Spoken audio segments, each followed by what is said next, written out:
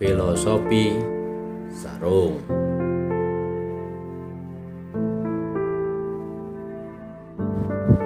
Entitas fisik.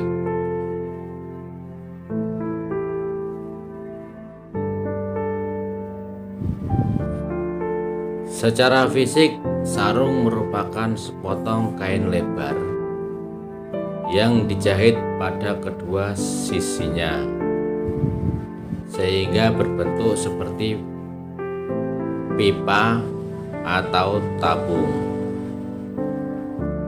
Filosofi yang mungkin dapat dijadikan telaah keabsahan logika di antaranya adalah: pertama, bahwa sarung merupakan pakaian yang sangat longgar. Itu artinya kita harus selalu berusaha memberi ruang kebaikan kepada orang lain demi terjadinya sifat dan sikap takwa kepada Allah Subhanahu wa Ta'ala. Kedua, sarung tidak terikat dengan ikat pinggang, resleting, dan buah kancing. Ini menjadi filosofi bagi kita bahwa kita harus melepas ikatan-ikatan rasa tamak, takabur, dan sifat negatif lainnya.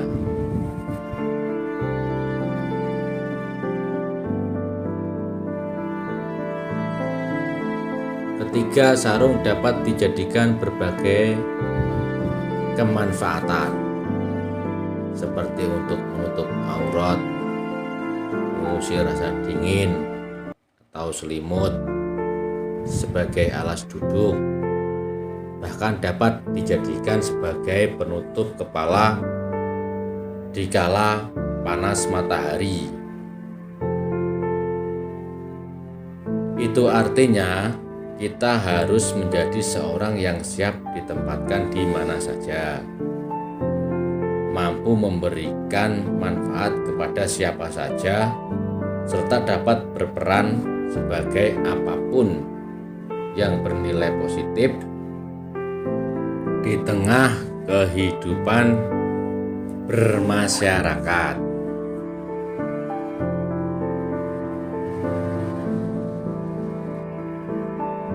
Itulah tiga filosofi sarung yang dapat dijadikan pelajaran demi kehidupan yang bermanfaat, baik untuk diri sendiri maupun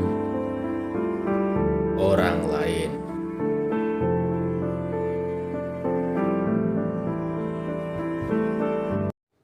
Filosofi kentongan.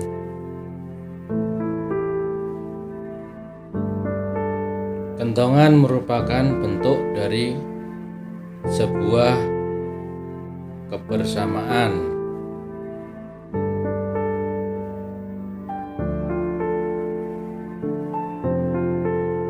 Kentongan bagi masyarakat Indonesia, khususnya di Jawa, telah disepakati sebagai alat komunikasi yang bersifat massal maupun personal. Irama yang berbeda-beda yang dihasilkan dari pukulan kentongan akan dimaknai berbeda-beda pula. Kentongan pun dianggap sebagai alat komunikasi tradisional yang masih tetap bertahan menghadapi zaman modern. Pada masa lalu, banyak alat komunikasi tradisional seperti asap, burung merpati, dan lain sebagainya.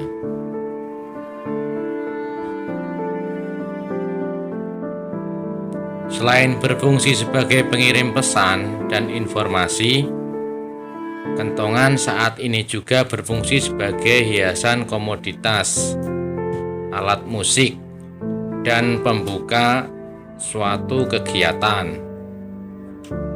sehingga kentongan masih tetap berfungsi walau terpinggirkan sebagai alat komunikasi.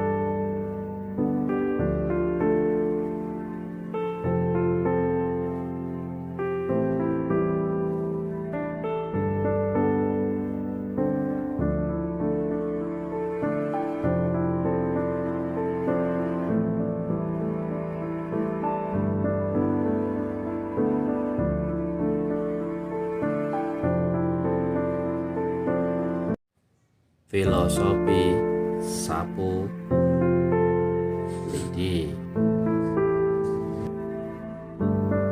Sapu lidi biasa dimaknai sebagai persatuan dan kesatuan, yang dimana ketika hanya satu lidi maka tidak memiliki kekuatan.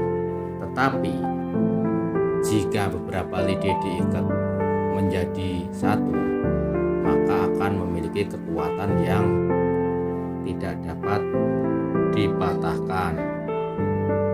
Ada banyak sekali pelajaran di balik filosofi sapu lidi yang sebaiknya diterapkan dalam kehidupan sehari-hari. Beberapa di antaranya yaitu: 1. Bekerja sama. Apabila sapu lidi berdiri sendiri tanpa diikat bersama lidi lainnya, maka tak akan ada arti. Ia tidak akan bisa membersihkan kasur maupun jalan. Namun ketika diikat menjadi satu, kumpulan lidi tersebut dapat memberi banyak manfaat berarti. 2. Sulit dipatahkan. Mematahkan sebatang lidi dapat dilakukan dengan mudah. Namun jika terdapat puluhan hingga ratusan lidi yang terikat dalam simpul, maka sulit sekali untuk mematahkannya.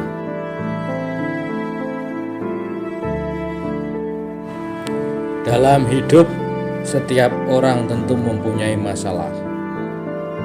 Apabila orang tersebut berdiri sendiri, maka ia cenderung lebih rapuh dalam menghadapi masalah. Kebersamaan dengan orang lain akan membantu mereka untuk menyelesaikan suatu masalah dalam kehidupannya. 3. Persatuan. Terikatnya puluhan atau bahkan ratusan lidi dalam sebuah tali menggambarkan persatuan yang berarti. Persatuan tersebut menjadikan sapu lidi mampu menjadi alat kebersihan yang membantu manusia. Persatuan dalam kehidupan menjadi sebuah kekuatan. Suatu kelompok dengan visi dan misi yang sama. Dengan adanya persatuan, maka kelompok dapat menghasilkan banyak manfaat untuk lingkungan sekitarnya. Demikianlah sekilas ulasan mengenai filosofi sapu lidi yang ternyata menyimpan banyak sekali manfaat untuk kehidupan. Demikian, jangan lupa subscribe untuk ilmu yang bermanfaat.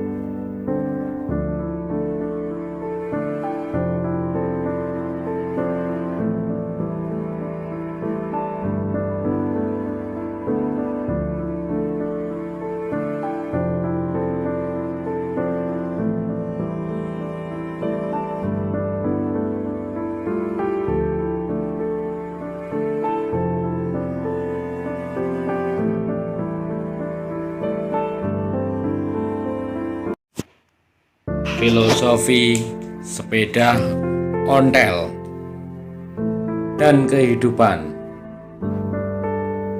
Sepeda dikenal sebagai kendaraan yang efisien dan ramah lingkungan. Mengendarai sepeda memiliki banyak manfaat yang bisa kita peroleh, seperti tubuh lebih bugar, mengurangi polusi udara dan sebagainya. Selain bermanfaat, kesederhanaan sebuah sepeda memiliki filosofis kehidupan yang kental dengan arti kehidupan. 1. Keseimbangan dapat tercapai jika kita terus mengayuh pedal. Belajar menaiki sepeda, hal yang pertama kita lakukan adalah menyeimbangkan tubuh dengan sepeda. Perlu latihan yang rutin dan pantang menyerah untuk dapat melakukannya. Jika kita berhenti mencoba, kita hanya akan terjatuh dan tidak bisa menaikinya. Begitu pula dalam hidup, kita dapat menyeimbangkan hidup jika terus bergerak. Kita perlu bekerja untuk memenuhi kebutuhan hidup. Bergerak memberi kita kekuatan untuk terus menjalani kehidupan yang sebenarnya. 2. Pantang menyerah ketika terjatuh dari sepeda. Bangkit, semakin cepat sampai tujuan. Saat menaiki sepeda, kita pasti pernah mengalami terjatuh, menyakitkan dan membuatmu malu pada awalnya. Tapi jika kamu menjadikannya sebagai motivasi untuk terus maju, kamu akan cepat sampai ke tempat tujuanmu. Bayangkan jika kamu memutuskan untuk berhenti menaiki sepeda, kamu tidak akan pernah sampai ke tujuan. Dalam hidup, setiap orang pasti pernah mengalami kegagalan. Banyak pelajaran berharga yang bisa kamu ambil dari sebuah kegagalan. Misalnya, kamu bisa evaluasi letak kesalahan, lebih berhati-hati dalam menentukan langkah berikutnya. Jika kamu langsung menyerah ketika gagal, kamu tidak akan mendapatkan apa yang kamu inginkan. 3. Terkadang kita akan melewati jalur berliku yang penuh dengan batu-batuan.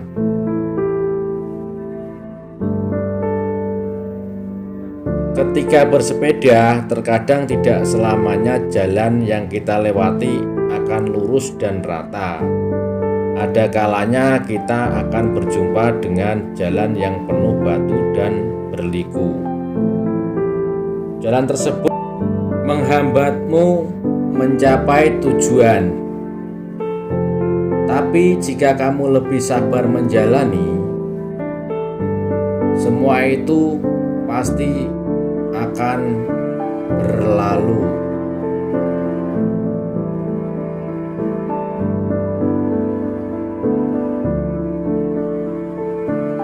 Hidup ini terkadang tidak selamanya berjalan sesuai dengan yang kita harapkan. Semuanya memang menghambat langkah kita. Namun jika kita bisa mensikapinya dengan bijak, mengambil pelajaran dari setiap cobaan, selain pandai bersyukur, kamu juga akan menjadi pribadi yang tak terkalahkan oleh lawan atau oleh lingkunganmu sendiri. 4. Bersyukur dengan sepeda kita yang kita miliki. Tidak perlu membandingkannya dengan orang lain. Bersyukur dengan sepeda yang kita miliki dan tidak perlu membandingkan dengan kendaraan orang lain. Seburuk apapun kendaraanmu, terkadang tidak semua orang sanggup membelinya. Jadi kita wajib bersyukur karena semua orang tidak atau belum tentu sanggup membelinya. Sama halnya dengan hidup, kamu tidak perlu merasa iri dengan hidup orang lain. Percayalah, hidup yang kamu jalani terkadang hidup yang diinginkan orang lain. Bersyukur dengan hidup yang kamu miliki. Selalu berdoa supaya diberikan hidup yang penuh dengan arti terhadap hidupmu sendiri. 5. Ketika roda sepeda berputar, pendil roda silih berganti, kadang di atas dan kadang di bawah.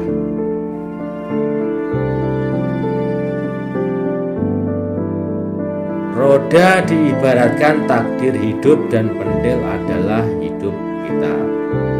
Pendil terkadang berjalan di atas dan di bawah karena roda yang berputar. Pendil mengikuti roda yang berputar bisa diartikan ibarat hidup mengikuti takdir yang telah atau sudah ditentukan. Sama seperti hidup, kamu jangan terlalu mencempaskan hidupmu yang mungkin sekarang sedang di posisi bawah. Mungkin dengan usaha dan tantangan, hidup yang kamu jalani dapat mengantarkanmu sampai di atas. Namun, ketika di atas kamu tidak harus bangga dan malah menyombongkan diri terhadap apa yang kamu miliki. Bisa jadi suatu saat nanti takdir kamu malah akan berubah kembali di bawah. Belajar hidup dari kesederhanaan ontel atau sepeda menghantarkan kita mengerti kehidupan yang sesungguhnya. Semoga bermanfaat. Jangan lupa subscribe, like, komen, dan share. Terima kasih. Filosofi keris. Filosofi keris merupakan salah satu falsafah hidup yang diyakini oleh masyarakat Jawa hingga kini. Keris adalah simbol bersatunya seseorang hamba dengan Tuhannya. Filosofi ini diambil dari ungkapan curiga manjing warangka jumbuhing kawula lan Gusti, yang artinya bersatulah bilah keris dan warangkanya merupakan simbol bersatunya manusia dengan Tuhannya. Keris merupakan simbol dari keinginan, harapan, cita-cita, dan identitas dari pemiliknya atau manusia untuk menghamba kepada Tuhan. Berikut adalah penjelasan tentang filosofi keris.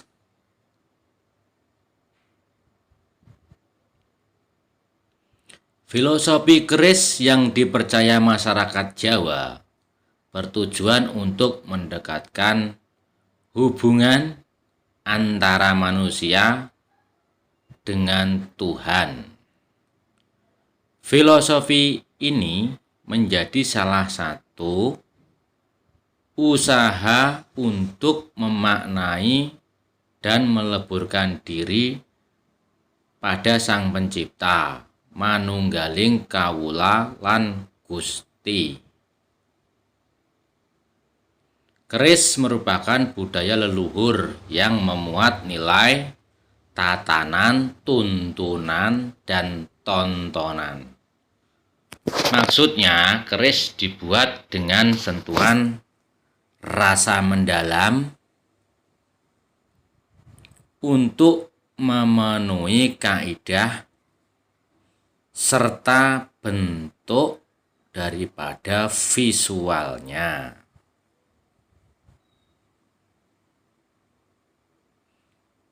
Dijelaskan dalam buku Simbolisme dalam Budaya Jawa karya Budiono Heru Susanto 2004, masyarakat Jawa mempercayai bahwa keris dibuat dengan pakem yang rumit.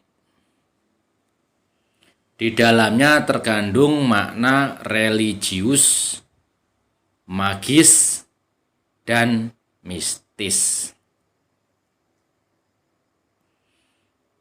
Tidak hanya itu, benda pusaka ini juga menyimbolkan tuntunan perilaku dan pemaknaan hidup bagi masyarakat Nusantara. Kentalnya norma yang melekat pada keris tercermin dari bentuk, fungsi, sejarah, serta dalam pemaknaannya terhadap benda tersebut. Keris merupakan simbol yang menyiratkan ketajaman berpikir dan kelembutan hati yang dimiliki oleh seseorang. Tidak hanya dimanfaatkan sebagai senjata, keris juga bisa dijadikan sebagai panduan hidup bagi seseorang.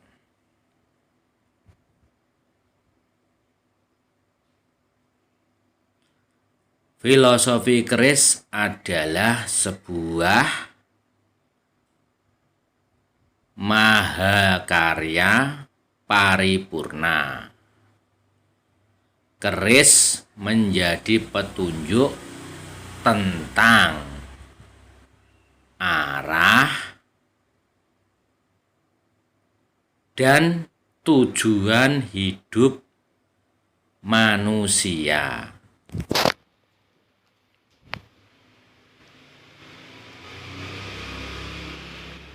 Dalam prosesnya, petunjuk ini patut ditaati oleh manusia, khususnya masyarakat Jawa. Sebab keris merupakan sebuah filosofi sangkan paraning dumadi.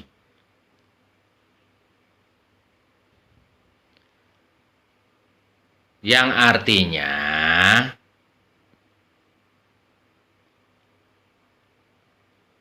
dari mana dan kemana manusia itu harus menuju.